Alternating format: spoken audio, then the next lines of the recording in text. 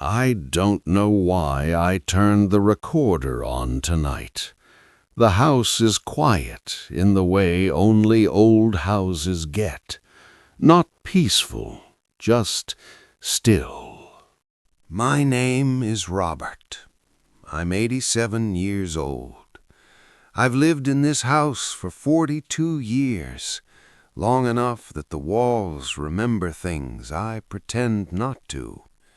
Long enough that certain rooms feel heavier than others. I avoid those rooms now. I tell myself it's because of the stairs or the cold or my knees, but it's not that. There's a name I still don't say out loud, even now. When you get to this age, people assume you're full of wisdom, like it just settles in automatically once your hair turns white and your hands start to shake. But most of what I have isn't wisdom, it's familiarity.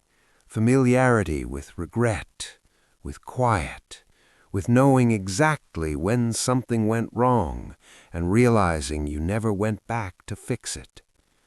I wasn't always a quiet man. I had opinions, I had arguments. I filled rooms with my voice once. People listened. Sometimes they walked away while I was still talking.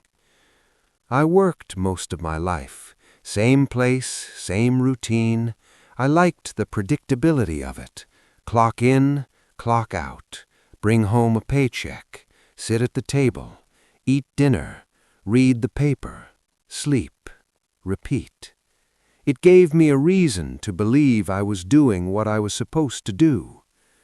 There were people in my life then, real people, not memories yet. They laughed too loud, asked questions, wanted things from me that didn't fit neatly into my schedule. I didn't notice the distance growing, not at first. It's strange what sticks with you. Not the big moments people talk about, not weddings or funerals. It's the small, almost invisible things. A chair pulled out and never pushed back in. A light left on in a room no one uses anymore. A door that closes without a sound. I remember one evening clearly. I was sitting right where I am now. Same chair, same lamp. The light flickered a little back then. Someone stood in the doorway. They didn't come all the way in, just stood there, waiting. I kept reading. I can still feel the weight of that moment. Not dramatic, just heavy, like something resting on your chest that you don't bother moving because you assume it'll go away on its own. They said my name. I answered without looking up. Then there was a pause, longer than it should have been. That was the first time I didn't say their name back. Time doesn't rush when you're young. It spreads out. You assume there will always be another evening, another conversation, another chance to circle back and clear the air. I told myself I'd talk tomorrow. Tomorrow came, like it always does, but the moment didn't. The next few years blurred together, work, seasons, holidays that felt thinner every time.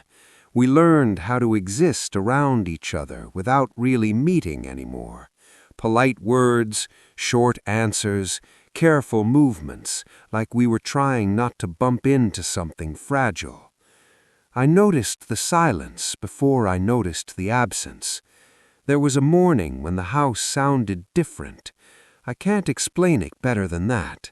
Same walls, same furniture, but the air didn't carry voices the way it used to. I stood in the hallway longer than necessary, listening for something that wasn't there. That was when I realized how long it had been since I'd said the name. I practiced it once, alone, just to see how it felt in my mouth. It came out wrong, like a word from a language I no longer spoke. People ask you questions when you get old. Doctors, neighbors, family you see twice a year. They ask about pain, about memory, about whether you feel lonely.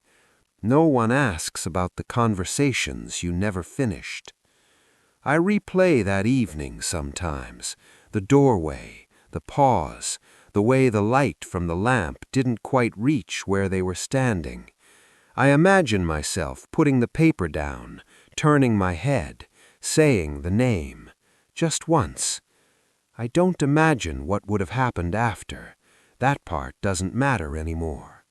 What stays with me is how small the moment was, how easily it could have been different, how nothing stopped me except my own certainty that time would wait.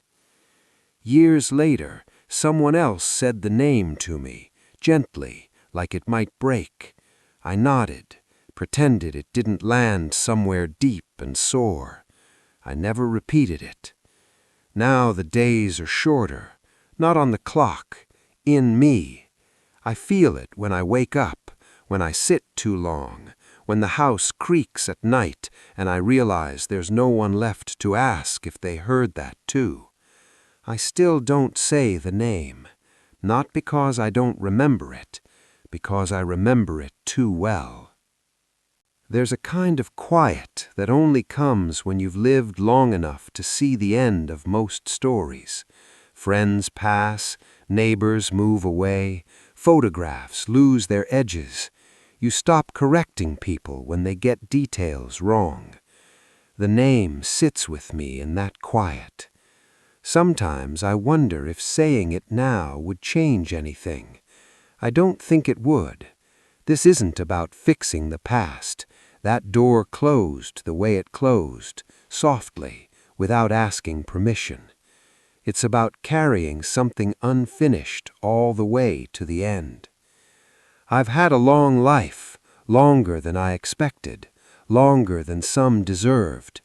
I've been useful, reliable, present in ways that looked right from the outside. But there are moments that don't care about appearances. They just wait. If you're listening to this, I don't know what you'll hear in it. Maybe nothing. Maybe something familiar you don't have words for yet. I'm not asking for anything. I just needed to finally sit still with this truth. There's a name I still don't say, and there always will be.